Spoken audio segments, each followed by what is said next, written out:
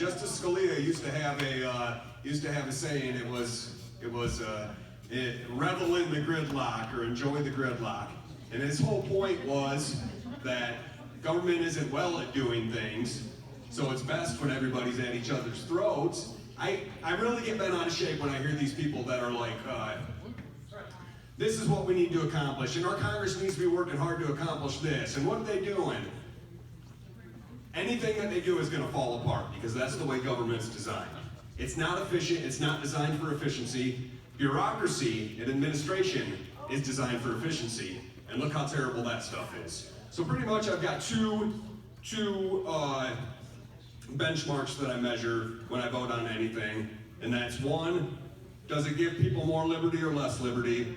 If it's more liberty, the answer is yes. Two, does it make government bigger? Does it make it smaller? If it makes government smaller, the answer is yes. Everything else, mostly, the answer is no.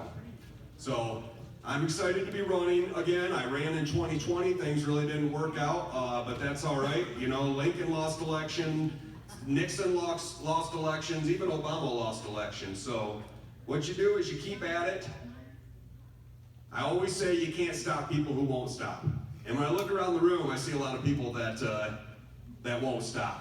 And I've been in the trenches with a lot of you people, and I'm really proud to be part of this group, and I'm really proud of all the people in this group. And the stuff that John was saying about precinct delegate,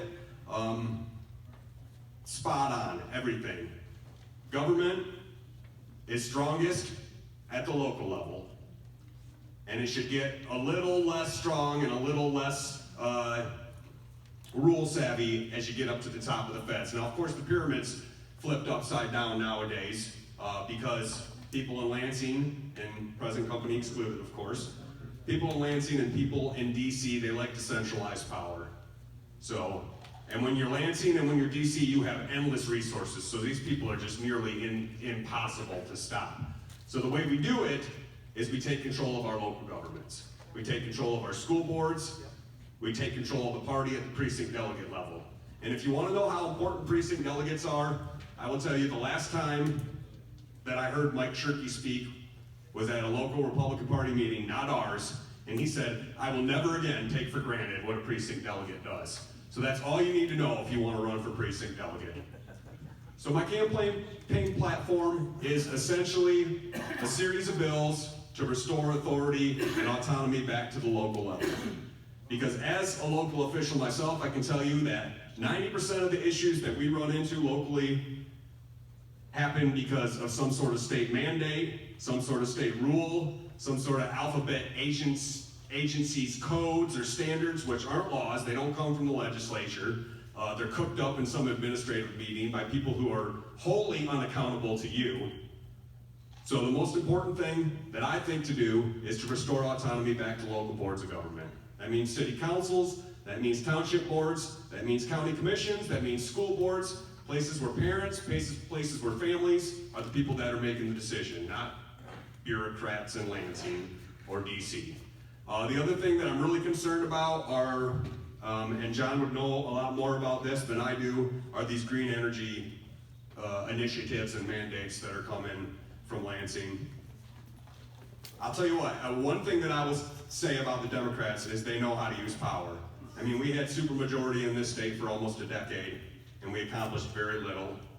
And they get small minority control of the houses, and then of course they wiped us out in the executive seats. But they get these small minority controls, and they just slam through all this stuff. They really do know how to use power. But I really don't care what the Democrats believe. I don't care what Republicans believe, honestly. But just don't keep telling me that Democrats are brave when they keep saying all the same things that every powerful institution in this country is saying. You're not part of the resistance. The resistance is right here in this room. So, happy to take any questions from you guys. One thing I will say, one of our opponents that we're running against, I know the man, he's a great guy, nice guy. I absolutely don't want him to be our representative. That's nothing personal. Even if I wasn't running against him, I would vote for anybody that was running against him. But he is an independently wealthy person, and he's going to be able to self-fund his campaign. I will tell you, I make $40,000 a year. That's 2 jobs combined. My wife makes about the same. So we need help financially. And I hate to stand up here and ask for donations, but the only way we're going to be able to be competitive in this race is if we're able to raise money. The proof I have of that is the last 7 elections for the state representative seat. The person who spent the most money was the person who won the race. We're going to work the hardest. We're going to hit the doors the hardest. I'm telling you, come April, I'm stepping away from my full-time position so I can devote 100% of my time to campaigning. I'm going to be out there every single day. I'm going to work hard for you guys. When I get to Lansing, I'm going to work hard for you guys, and we are going to win this. But we have to have money to be able to compete with these people. So I've got an antidote link that's on my Facebook page. If you guys can give $10, if you guys can give $20, if you can give the max donation, which is $12.25, all of it helps. Every cent of that helps. I don't have that to give to anybody either. But I do support candidates that I can financially, and often it's a $10 donation or a $15 donation. So every cent is going to help, and we need the help. So I'm happy to take any questions from anyone. Yes, sir. There's a resolution active right now that would impeach AG Dana Nessel for going after the electors and ignoring election fraud. Would you sign on to that resolution? Yes, of course I would. Of course I would. Any more questions? Yes, sir. We had recently in Branch County, we had a constitutional county fail. I'm aware. How would you help get that done here in Hillsdale and then again in Branch? How would I? How could you help get that through? Well, I guess. It needs to be alignment. There needs to be a line between us and Lansing. Well, absolutely there does, and I've spent a lot of my time as mayor trying to draw a circle around the city of Hillsdale and do things differently here.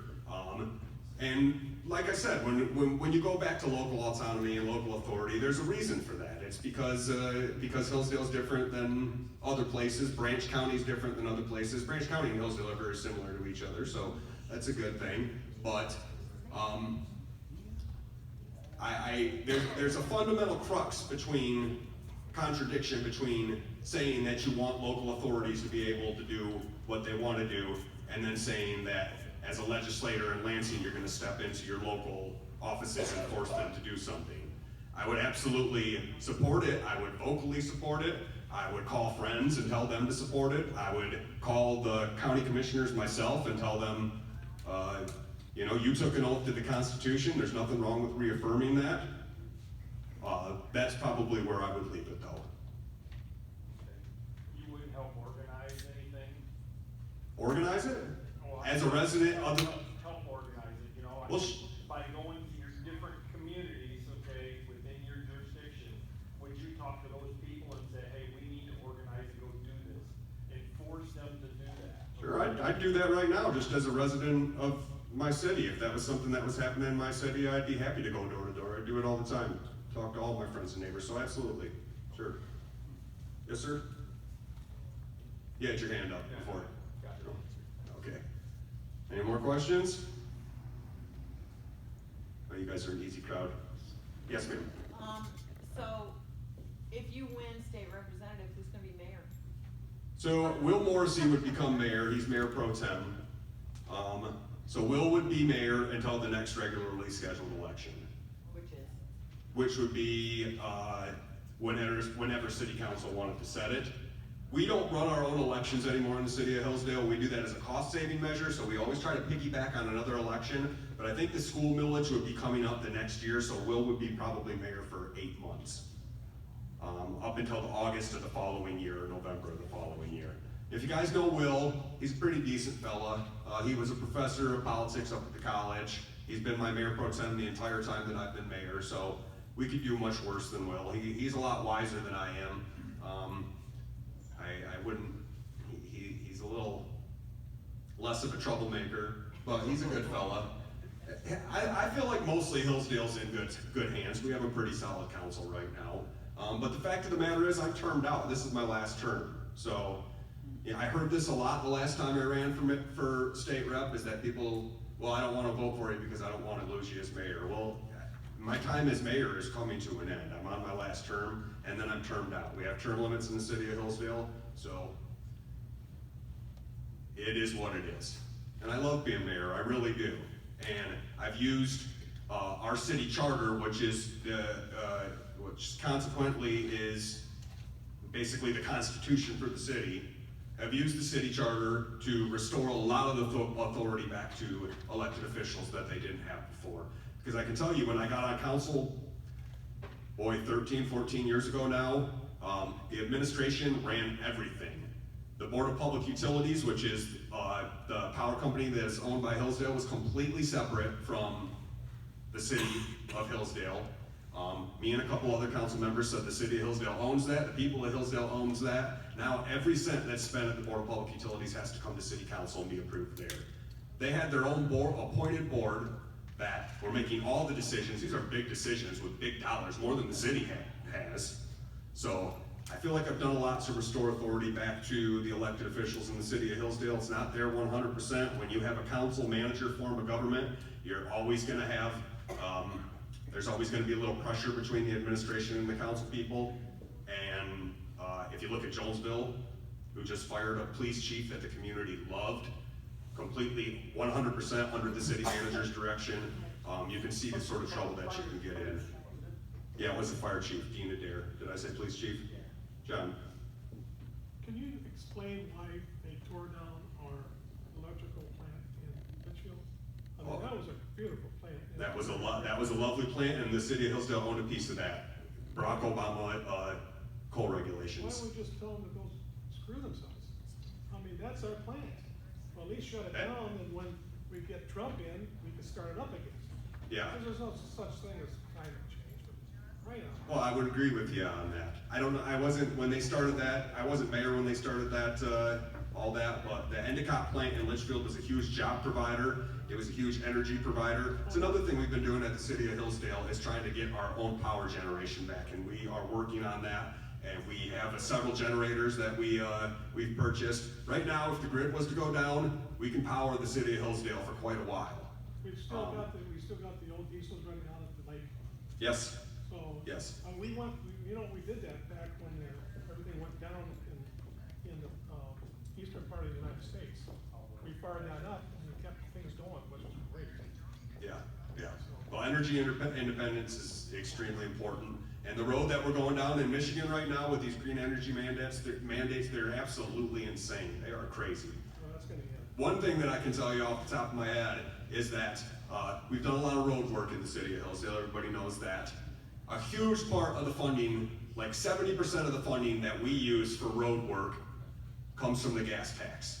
Now, if you've got all electric vehicles on the road,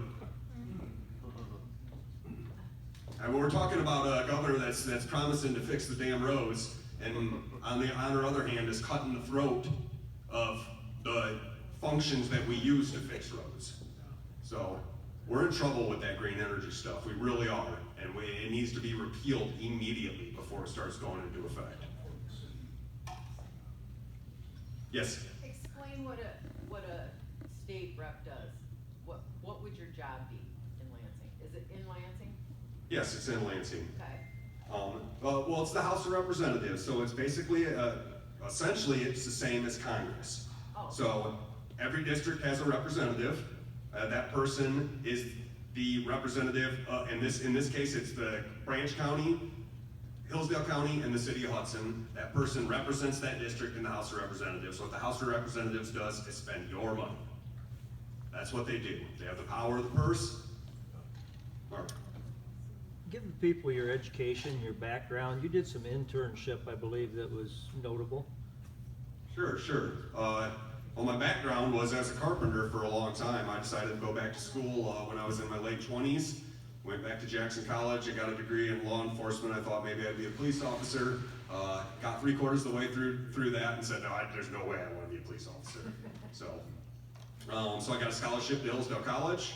Went to Hillsdale College, got a degree in politics, ran for city council, was elected to represent the First Ward City Council, did 4 years there, had a lot of, I don't want to say animosity, but a lot of different views than the current mayor, so the previous mayor, so I ran against him. I think what Mark's talking about, I did some time, not in DC, but remotely, working for Heritage for Action, Senate Conservatives Fund, and the Madison Project.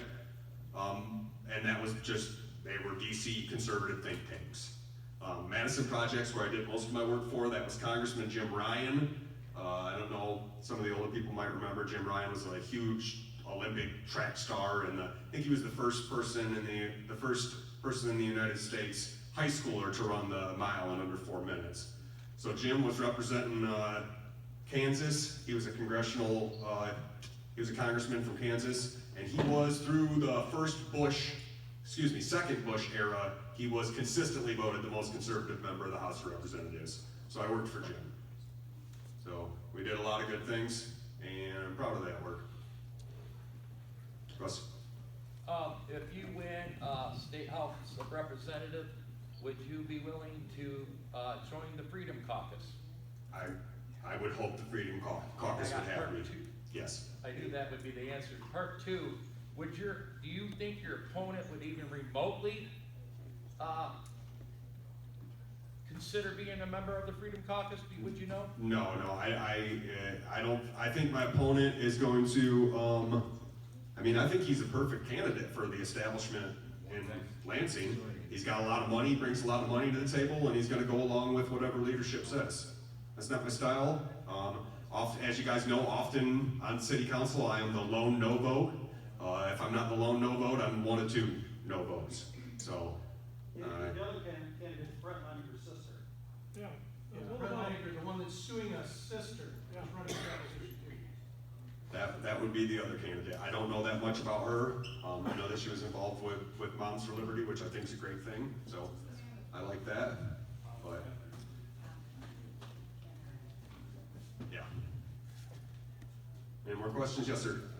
I got a question about, while you were mayor and dealing with some of the things that comes out of Lansing, did you ever have any conflicts or resolutions that made you say, you know, if I was in the state legislature, I would suggest we do this, that, or different? Yeah, Because of being a mayor, was there Yeah, specific? absolutely. 2020, the COVID stuff really is what smacked me in the face, and what really encouraged me to run the first time was when we were going through that. And I had an email, I had a correspondence with the Attorney General's office, what told me that, by the way, do you know, you're disobeying the governor's orders. She actually has the authority to remove you from office. And she does, actually, according to the Michigan State Constitution. And I begged them to come remove me from office, because I said, please make me a martyr. But they never did. So yeah, I know things all the time that happen at least bi-weekly. Something comes out of Lansing that is discouraging, and that we try to push back on. Right now, a lot of it's the green energy stuff in present day. Yes, sir. If you were elected, or even in your candidacy, who would you partner with who is currently in the House? Oh, the Freedom Caucus people: Jim Santa, Steve Cara, Andrew Beeler, Matt Maddock. Mostly all people that I know and like, who are friends of mine, and I look up to a lot of those people. And I'd be looking forward very much to working with John Lindsay. So, how great would that be if Hillsdale County and Branch County had 2 America First people representing them in Lansing? It'd be a wonderful thing, and it would really highlight how far this group has come. Because I was here at the beginning of it all. I was here when we decided to censure Mike Shirkey and take the party over. So, and there was a reason for that. That wasn't just meanness. That wasn't just anger. That was, you're not representing our interests. And that's your job. And people forget that. Elected officials, sometimes they forget it the first week they're elected, and they start thinking they've got big britches, and they start thinking that they know better than you. And then once they start in with the inner circle conversations and start learning things, they really think they know better than you. And the truth, the honest to God truth, is they think you're all dumb. They think you're all idiots. How'd that work out for Shirkey? Yes, sir. What would you think of, putting the Michigan legislature on a part-time? Part-time? Used to be. Yes. 3 months, Yeah. you'd be favored it. Absolutely, absolutely. I think we could drop term limits in Michigan if it was a part-time legislature. I mean, We basically are part-time. We are. well, yeah, what is it, 103 days in Lansing? Yeah, I don't know, somehow Texas gets away with it, they're a huge state. I think half of the states in the United States have a part-time legislature, but the state of Michigan is got the 4th highest paid legislature. And I'm not saying that the state legislatures make a ton of money, because they don't, but make a hell of a lot more than I make as mayor, I can tell you that. But, yeah. Well, the thing is too, Michigan was a part-time. That's right. And if you look at Michigan, we've been following California pretty close. California went to a full-time, everything woke, goes broke, and that's exactly what's going on with Michigan. Doing the same thing, same energy policy, they've got rolling blackouts now because they can't keep their I power. don't know, what the hell are these people thinking? I mean, how can you latch onto policies that not only have failed, but that are currently failing? Yes. And say, you know what, that's what we want to do. It's so dumb, it boggles the mind, it's plumb dumb. They're destroying us. They want a one-world government. I agree. And that's the only logical conclusion, is that they want to destroy us. They want to destroy our culture, they want to destroy our way of life, they want us to own nothing and be happy. And you're gonna be happy on that. Adam, what precautions are you taking yourself to make sure that when you go to Lansing, that you don't become just like everybody else? Because there are some good people, that have gone, and it doesn't take very long, and they get eaten up and chewed out, So, what are you doing? Well, I think what was mentioned earlier about the Freedom Caucus, the numbers are growing. People around this state are fed up, and they are electing bold legislators all over the place. So there's power in numbers. One thing that absolutely needs to be changed is the way that committee assignments work. So this is how leadership keeps a noose around your neck, is that leadership makes committee assignments. Committee assignments are where law happens, where policy gets drafted, and where the big money comes from. That's where you get the donors from, is your committee assignments. So these people come in, like CJ said, with bold ideas, and then they find out that if they don't go along to get along, they might not be there in 2 years. Yes, sir? Real quick on CJ's thing. My question. We'll just think about the fact. Yeah, well, On CJ's question there, the problem is it's the people that have to keep the elected officials' feet at the fire.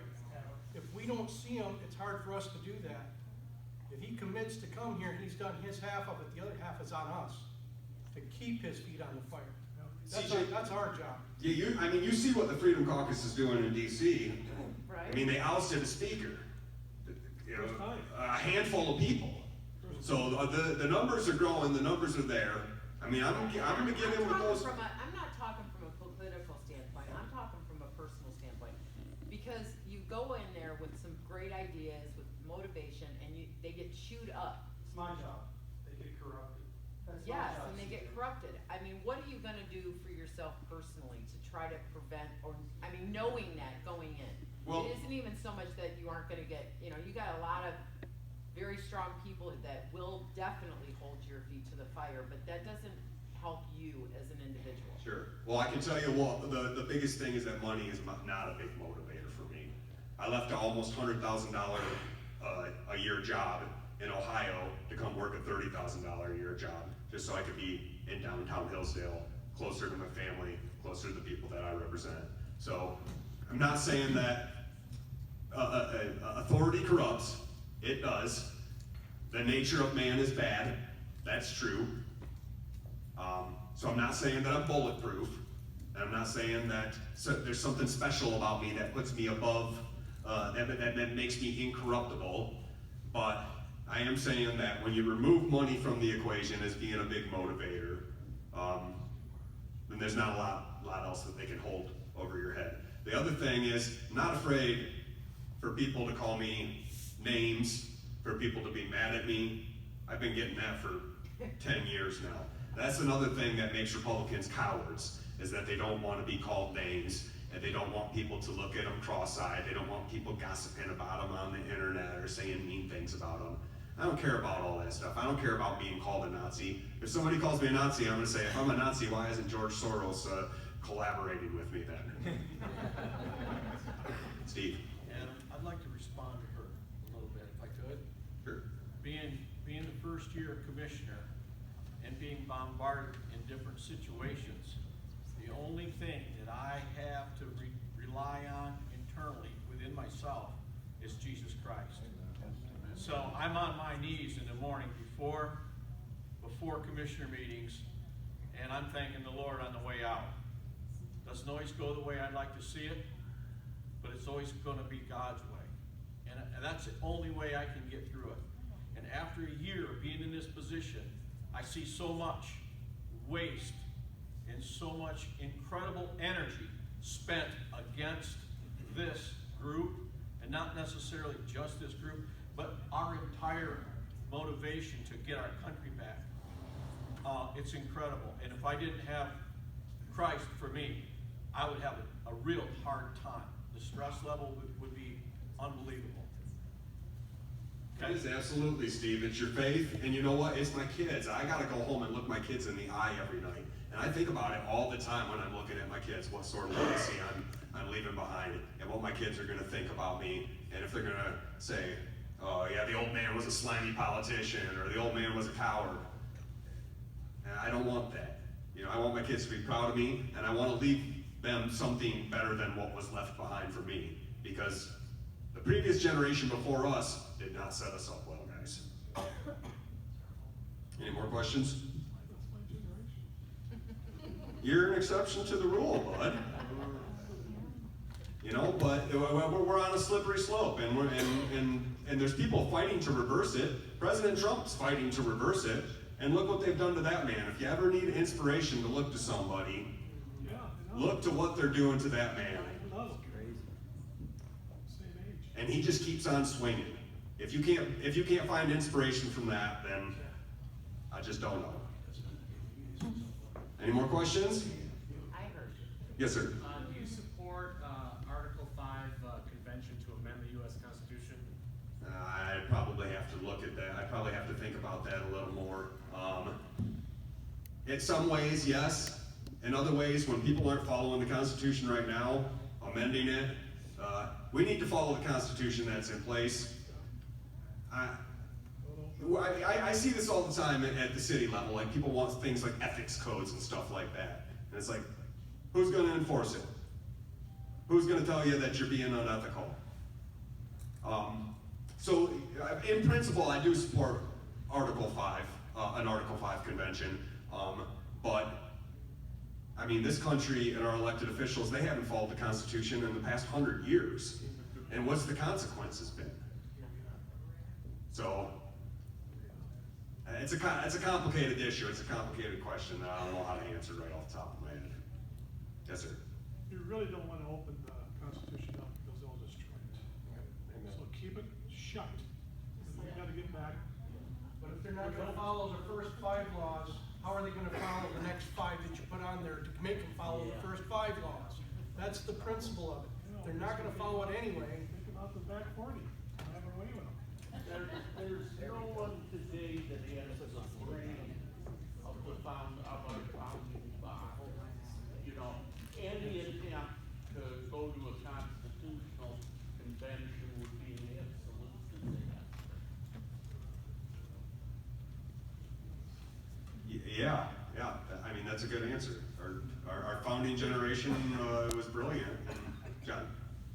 I got a follow-up question for this one. So, in 2026, when you'll be serving, we're gonna have a general question on the ballot in Michigan that's triggered every 16 years for a constitutional convention to happen here. The next time it's scheduled is 2026. What would you say to somebody who said, you know, sure, we might not have the founding fathers' brains, but I mean, you look at Michigan's constitution, this is what you'll have to take an oath to along with, upholding the U.S. Constitution.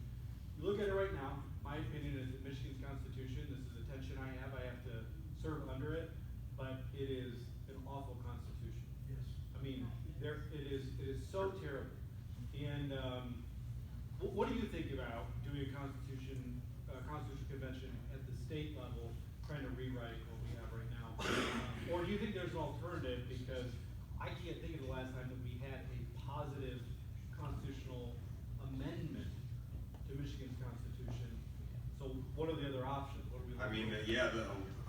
The huge issue is this democratic strategy that we've seen, where they keep using these constitutional citizen initiative constitutional amendments to get in popular subjects so they can get them put on the ballot, and they always, for some reason, those citizens initiatives always coincide with very important elections. We've seen them in the last 2 elections that the Democrats have trounced us because of. What was it, Proposal 3 this last time? 1, 2, and 3. All of them. The big one was 3. The big one was 3. And 4 years ago, when Gretchen Whitmer was elected, it was legalization of marijuana. This is a strategy that they've figured out, that they've been following. They think it's foolproof. I don't know how you stop the bleeding, John. I really don't. I would have to do more research on it. You're throwing me real curveballs. I'm not afraid to say that. I don't know if I can stand up here and educate it and make an educated statement about that, except for to agree, yes, Michigan's constitution is a mess, and it just keeps getting worse. And the fact that they want to turn this nation into a pure, direct-driven democracy is scary. Our founders knew that was a scary prospect, and that's the slope that we're going down. So how you stop that bleeding, I'm not sure off the top of my head. My question is, as far as our constitution is concerned, we vote on it as a people, we the people. That's why did we vote on the 3 when in our constitution? We did, those were amendments to the Constitution, So yeah. we could do the same thing back, saying we beat them. And it's harder to take away than it is to add. Oh, it absolutely always is, So we gotta do yeah. something. And that is one of the only things that the Republicans did right was to get focus on the law, on Supreme Court justices, on Michigan State Supreme Court justices,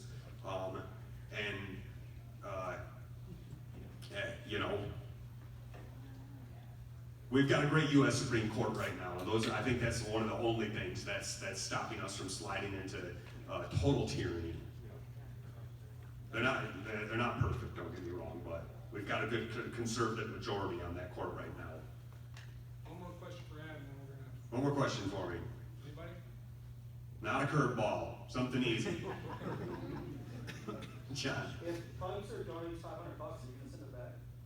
If Pfizer donates $500, I will take no blood money. Absolutely not. No money from Pfizer, no money from Consumers Energy, no money from, no. That goes back to looking your kids in the face, so. Yeah, Pfizer vaccine, the creator of the vaccine, the biggest purchaser of aborted fetal cells in the world. Take this money from them. Do not want that money. All right, folks. Thank you guys. I appreciate you guys.